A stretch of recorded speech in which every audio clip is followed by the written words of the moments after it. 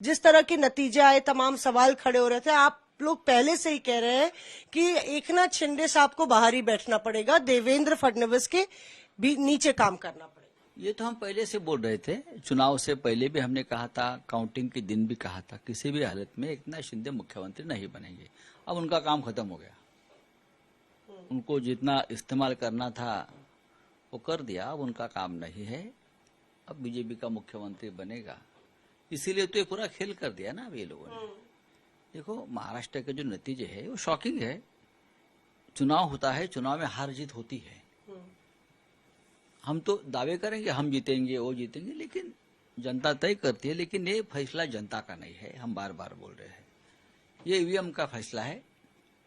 हम भी ईवीएम के घोटाले के बारे में हमारी एक राय हमेशा रही कि ठीक है, अब है ईवीएम तो हम करते रहेंगे।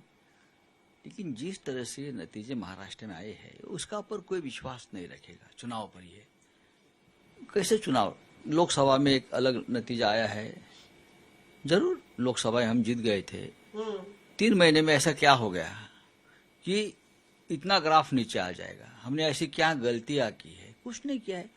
शरद पवार साहब पूरे महाराष्ट्र में एक तूफान खड़ा कर काम करते हैं। उद्धव ठाकरे है, राहुल गांधी जी यहाँ बैठे थे, प्रियंका जी बैठी है।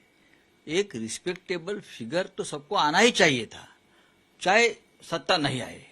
लेकिन हम एक एक्सपेक्ट कर रहे थे कि रिस्पेक्टेबल फिगर 3 पार्टियों को जरूर आ रहा है। अब तो 2-3 दिन बीत गए संजय जी, नतीजे आए हैं। कोई आपको पुख्ता जानकारी कुछ विधानसभाओं में क्या मिली है? ऐसी कोई रिपोर्ट या कोई सबूत आप लोग सबमिट कर रहे हैं या बातें हवाई हैं? नहीं, कुणाल पाटिल एक सीनियर एमएलए हार गए, कांग्रेस के बहुत सीनियर नेता है धुलिया में। उनकी बहुत संस्थाएं हैं, बहुत बड़ा कुनबा है, गांव के गांव उनके साथ खड़े रहते। वहां से आंदोलन शुरू हो गया गांव गांव में कि हमने सभी को कुणाल को वोट दिया है, लेकिन हमारे हर गांव में 0 वोट दिखाया है हम कुणाल को।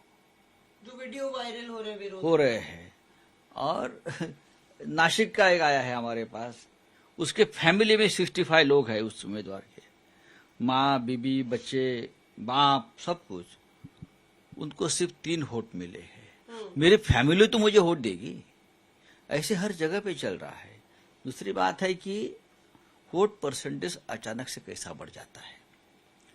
20 तारीख को काउंटिंग खत्म होता है और वोट परसेंटेज 58.22 होता है, और जब काउंटिंग शुरू होता है तो ये वोट परसेंटेज बढ़कर होता है अबाउट 65%।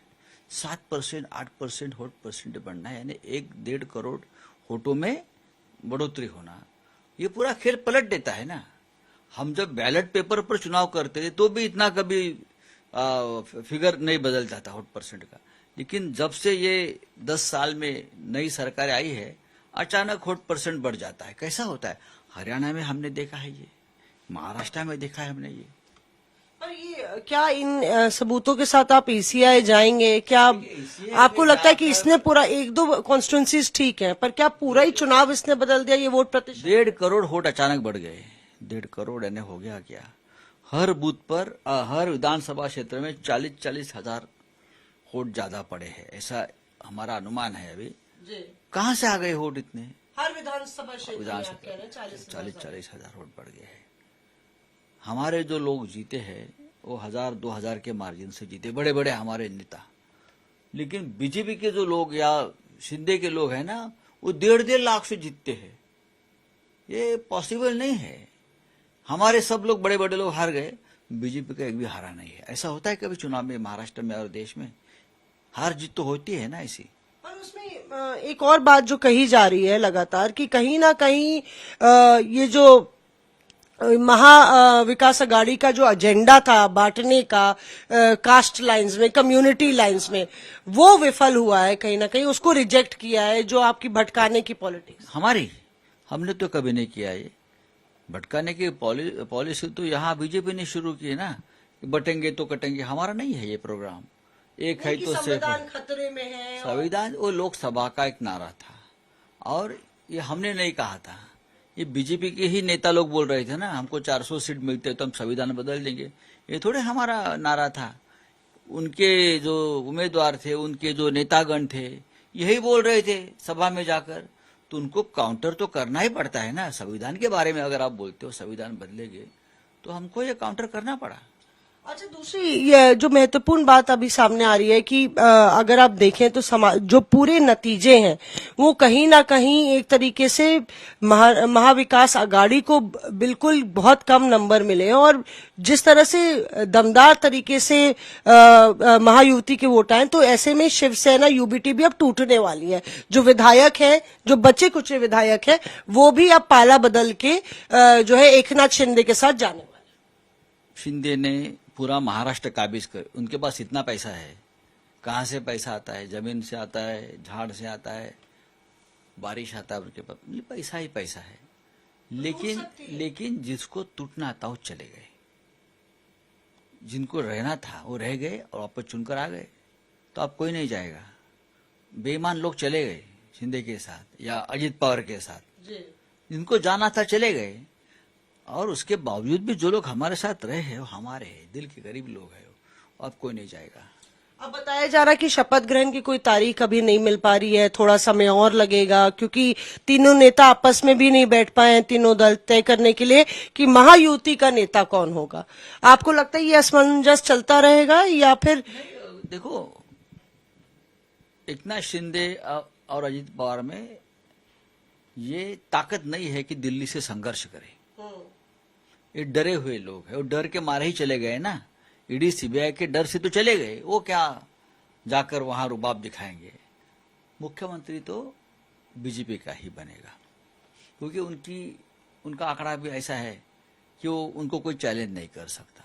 अगर ये लोग कहते हैं कि हम नहीं सपोर्ट करेंगे, तो उनके पास बहुत विकल्प बाकी है। 14 एमएलए कम है सिर्फ मेजोरिटी के लिए, बीजेपी के लिए, और साथी 2 है।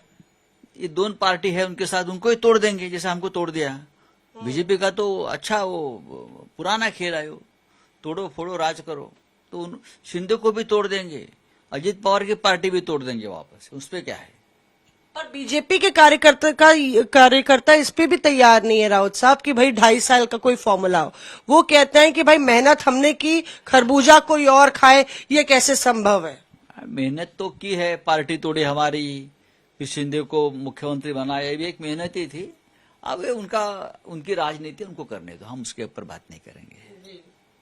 पर एकनाथ शिंदे का जो गुट है वो कह रहा है कि पूरा चुनाव एकनाथ शिंदे साहब के चेहरे पर लड़ा गया, चाहे वो लाडकी बहन योजना हो या कोई योजना हो, एकनाथ शिंदे ही चेहरा थे और पूरा मैंडेट उनको मिला। ऐसा नहीं होता है, एकनाथ शिंदे का चेहरा नहीं है। वही सीएम थे ना सर। तो क्या हो गया, सीएम हो गया तो सीएम हो गया। सीएम होना कोई बड़ी बात है क्या? मोदी शाह जी ने बनाया इसलिए सीएम बन गए, थोड़े अपने करतूत पर बने हैं। ये पार्टी तोड़ने के लिए मोदी और शाह ने मदद किया, पार्टी टूट गई।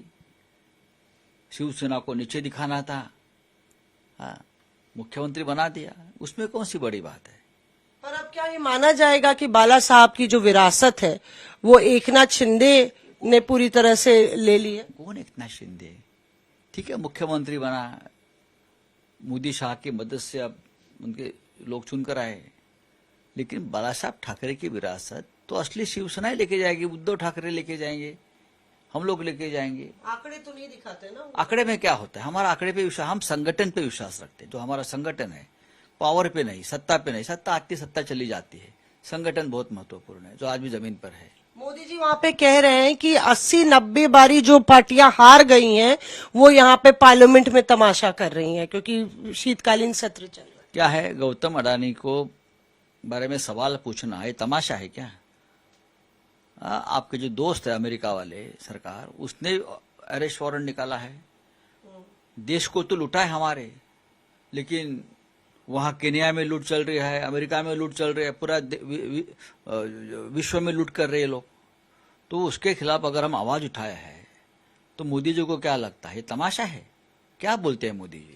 मेरा आखिरी सवाल राउत साहब आपसे है, क्योंकि वोटर्स भी सुनते हैं, जनता भी सुनती है, और हर बारी ये होता है जब आप जीतते हैं तो आप वाहवाही जो इंडिया अलायंस लेता है, पर लेकिन जब आप हारते हैं तो एक तरीके से अंगूर खट्टे हैं, ईवीएम खराब है, ये तमाशा है, वो तमाशा है।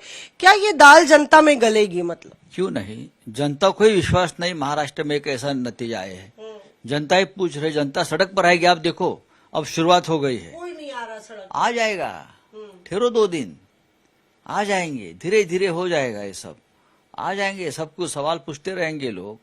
ये बैलेट पेपर पर चुनाव करो, ये 10 साल से मांग चल रही है, लेकिन चुनाव आयोग मानेगा? आप हार नहीं मान रहे मतलब? कैसे मानेंगे हार? अरे हार गए तो हार माननी चाहिए ना। ऐसे नहीं हार, ये हार नहीं है। जिस तरह से नतीजे आए उसको हम हार नहीं मानते।